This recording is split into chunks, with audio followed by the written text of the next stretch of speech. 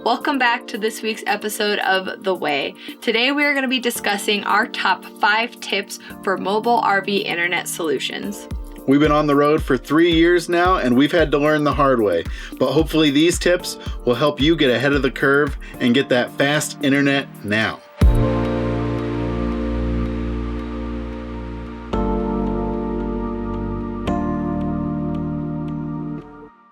All right, so getting right into it, our first tip for having a stable internet connection is have more than one internet provider. You don't want to be caught in an area where your only provider is not in that area. Exactly, and that's why we have 3, yes, I said it, 3 mobile internet solutions. So our options that we actually have and keep with us at all times are a Verizon hotspot, AT&T hotspots on our phones, and a T-Mobile hotspot. So to start, we'll talk about the Verizon hotspot. Our Verizon hotspot is a grandfathered plan that we've had pretty much since we started traveling. So unfortunately, I'm sorry to say, the plan that we are actually on is no longer available to the public. But we were able to get into a plan that is true unlimited. So while a lot of plans will boast unlimited coverage, a lot of times that's not so much the case. This plan is truly unlimited. The only caveat to that is that we can get throttled if we are in a high traffic zone. So while we can never hit a cap on our internet usage, there are many occasions in which we are in a high traffic area for Verizon because it is a popular carrier, and we've run into the problem frequently where it can get down to insanely slow speeds. Which is why we have 2 other high-speed options that can never be throttled. AT&T being one of them, which is just an add-on to our actual cell plan on our phones. We have the option for a 40 gigabyte hotspot. That is 40 gigabytes of high-speed 5G if it's available. And that's on each of our phones. On each of our phones. So it's an accumulative 80 gigs of hotspot use that we get extra, that we're guaranteed to have those high speeds. On top of that, with AT&T, we each have 100 gigabytes of on-device data. So we really try to, if AT&T is our only viable option, to really utilize that on-device data and not use up all our Wi-Fi usage. And if you're not tech savvy like me, basically what Adam is saying is that each of our phones have 100 gigabytes for actually on your phone, and 40 gigabytes that we can actually use to pair up other devices like streaming on our TV or working on our computers, and that is designated specifically to be used as essentially a hotspot, not just on your phone.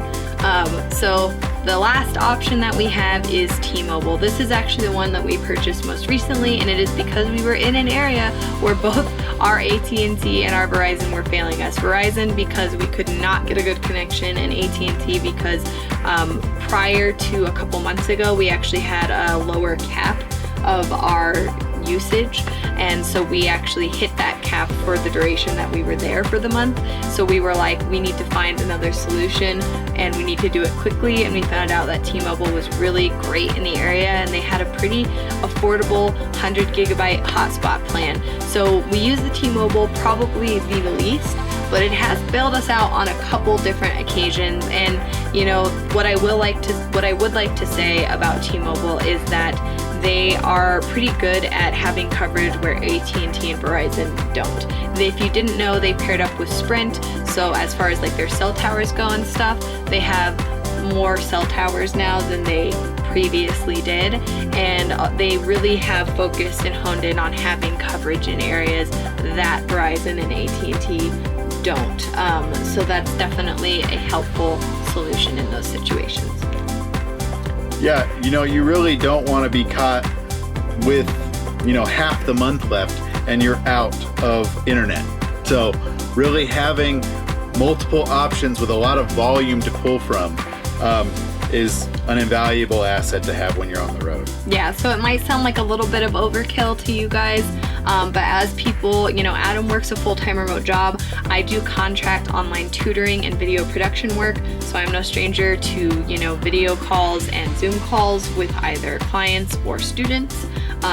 we need to have good, reliable internet speeds in order to do those things. And also, as well, you know, with video production work, we're doing a lot of uploads and downloads with videos as well as for the vlog. So, you know, it's something that we rely on pretty heavily. So depending on what your, you know, job is, you may or may not need more or less options. All right, our second tip for getting great internet is knowing where it is. When you're trying to book that location, trying to book that prime RV spot, what's the first thing you should ask? How many interwebs do you have?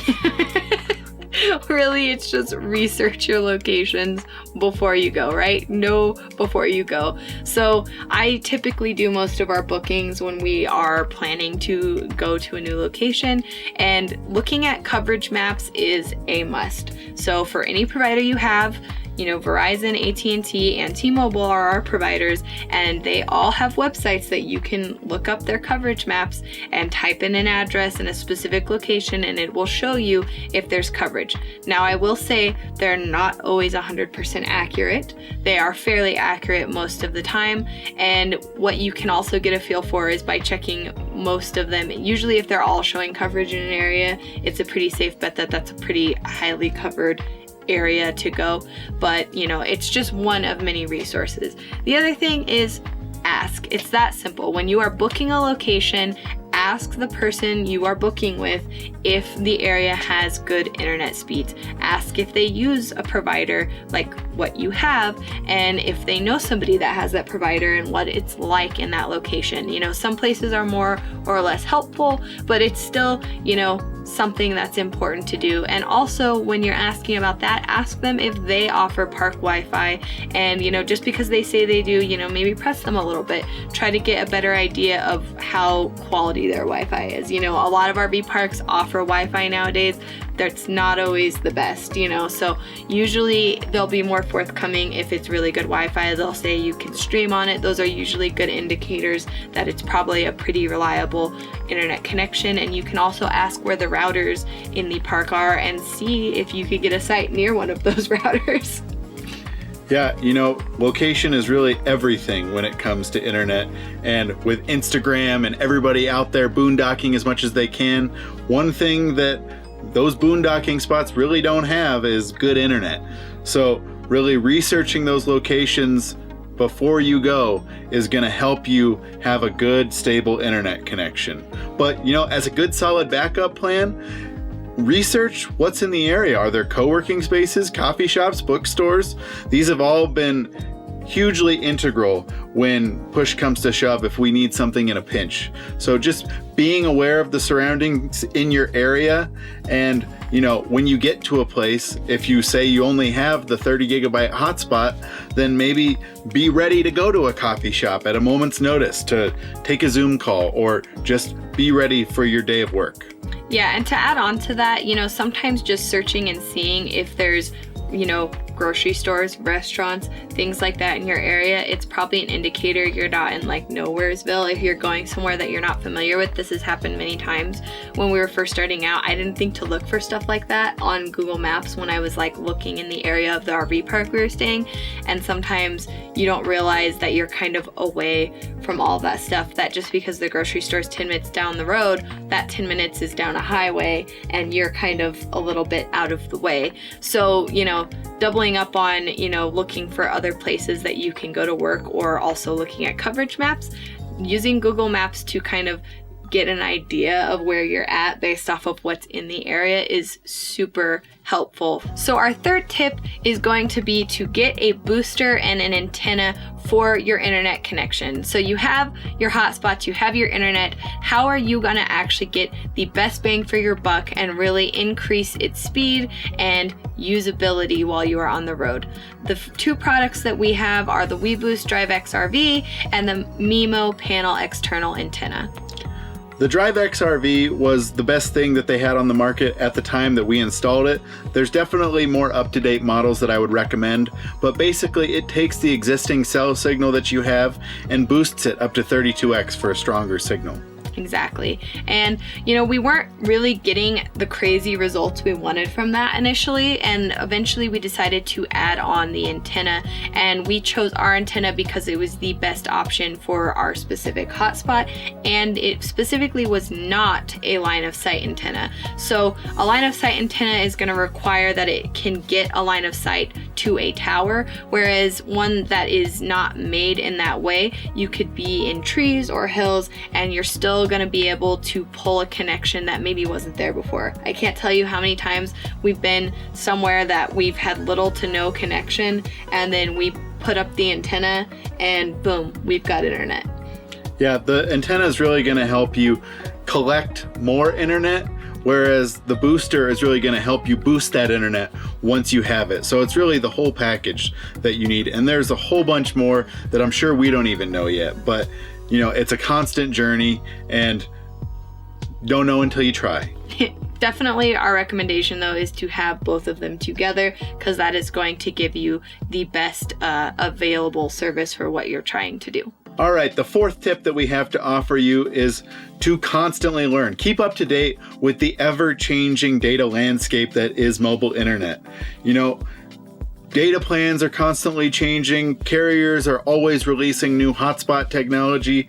So really just being in the know about what's working and when is going to help you get that internet speed as it comes out and is available. We are not the ultimate repository for that information, but if you want to check out rvmobileinternet.com, these people every day do nothing but research mobile internet for RVers mostly. Adam's kind of a geek when it comes to them. He gets really excited to talk about them. We are not affiliated with them at all, by the way, or sponsoring or anything like that. They just really are a great resource. They have a subscription-based membership that you can really join a community about this subject, or their free information that they offer you is all we've ever used, and it's been greatly helpful to us thus far. And when we were searching for an antenna, waveform.com was super helpful. They're not necessarily an informational site as much as RV Mobile Internet is, but using that in tandem with RV Mobile Internet, I was able to kind of, once they kind of pointed us in the direction of kind of what we were looking for, or style of products going on. Waveform has a little bit more specific product information, and it's a good hub to actually purchase the products at a reasonable price. We definitely shopped around for our antenna, and they had the best price for it on Waveform. And I also liked that they broke down what the parts were that were included, because some other sites didn't necessarily talk about those components, and you want to make sure you're getting the right setup for what you need. And as I said, our antenna was specific to our hotspot, so we definitely were trying to make sure that we were getting the right setup with the right components, and waveform.com was super helpful with that. Once you've kind of figured out what plan you want, like I said, RV Mobile Internet is invaluable when going through that process. We kind of talked about those data limits and how the big three, T-Mobile, AT&T, and Verizon, don't want to give you that true unlimited data. So what is sort of a symptom of that is these third-party resellers are, sort of unlocking these data plans and offering them to you with larger data caps. Essentially, to break it down into a more dumbed down thing that Adam had to explain to me of how this works, is that you're basically running into, as he said, third-party people who are buying up large amounts of the plans and then reselling them out. They're essentially buying things in bulk to sell them out as unlimited, if that makes sense. So it's basically a kind of weird way to get more bang for your buck and get larger caps on your data usage. But sometimes these can be a little bit unreliable. They can sometimes go against the terms of service of the carriers and really can be turned off at any point. So, you're kind of at the mercy of the person that you're buying the third-party data plan to. So really do your research. There's definitely more reputable ones out there than others, but we haven't actually tried that route per se. Just because it really comes down to our livelihood. I mean, Adam's job is a full-time job with benefits and all of that, so we really, it's worth it to us to pay a little bit more to have, the direct line to the actual representative of the product that we're using, so that if something goes wrong, there is an accountability for it, which you're not going to have from these third-party representatives. I don't care, if they have better reviews than others. It's just not going to be there the same way as buying directly from a company.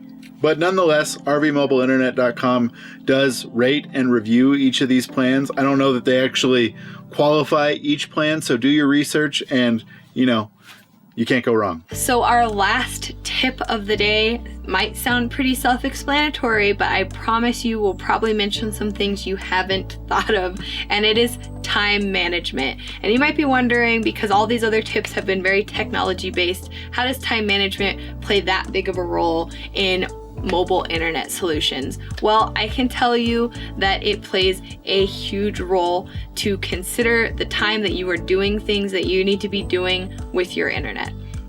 Sometimes you don't really think about it when you have a high-speed internet connection, but with a cellular signal being your main source of internet, you can sometimes have a limited bandwidth. Sometimes just good enough for maybe one person, or one person to be on a video chat while the other person is browsing the web. Either way, it's all taking a chunk out of your ultimate capacity.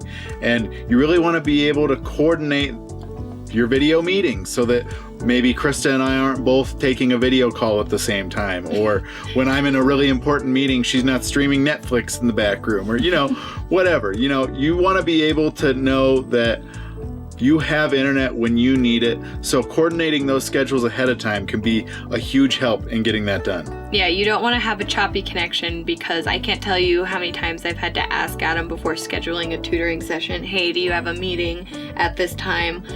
We have to try to make sure that we're not using things at the same time depending on what our internet speed is at that time. And also just being in a small space, you don't want to be able to hear each other on your Zoom calls or your meetings and what have you. So even outside of the internet, that's a huge consideration. If you are working and have a partner inside of your RV that also works remotely online, it's going to take some time management and coordination to actually make sure that you are balancing your schedules with each other.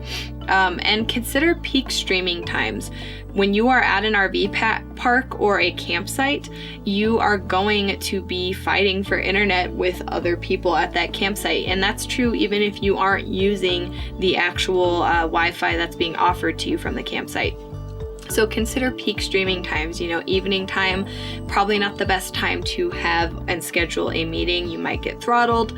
That being said as well, as I mentioned, we do a lot of video uploads, downloads, stuff like that, and that can get substantially slowed down if everyone in the RV park is watching the football game or whatever is going on. One thing that I'd like to circle back on that we kind of touched on a little earlier is working in those third-party businesses like a coffee shop or a restaurant. You really want to be mindful with your time management of their peak hours. If it is, a line that is 100 deep at a coffee shop in the morning, it's probably not the best time to take your important meeting that you have scheduled for that day. Not to mention their internet's going to be backed up if there's that many people there too. I promise you, the person who's on the other end can hear those 100 people, so being aware of that will go a long way in the long run. And being aware of their business hours. I think essentially a coffee shop and stuff like that are last ditch efforts when maybe something went wrong or what have you. If you're really looking to find internet outside of your own solution, doing a work hub of some kind is definitely the way to go, and probably after that a library before a coffee shop. We have run into having to do the coffee shop thing in kind of more extreme situations where something went wrong, and it is a possibility to keep in mind, but definitely not something to plan for. Well, and sometimes they even close at 2 or 3 in the afternoon, which doesn't really jive with a work schedule. All right, guys, so those have been our top 5 tips for RV mobile internet solutions. Hopefully some of the things we mentioned helped you. We are definitely going to put some links down below in the description, rvmobileinternet.com, a couple different other ones that we mentioned. Definitely check out the description for some helpful links. And as always, thanks for traveling with us, guys. Bye.